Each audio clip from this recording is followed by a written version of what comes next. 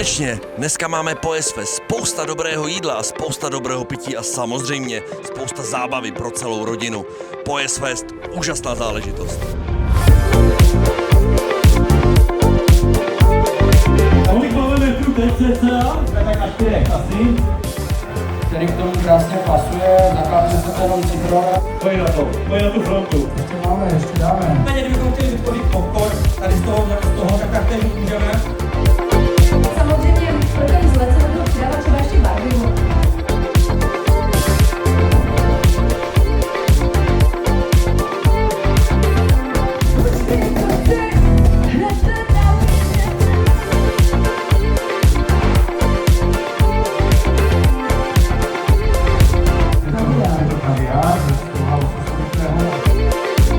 Nekapající škály do těch pohybů okolo on.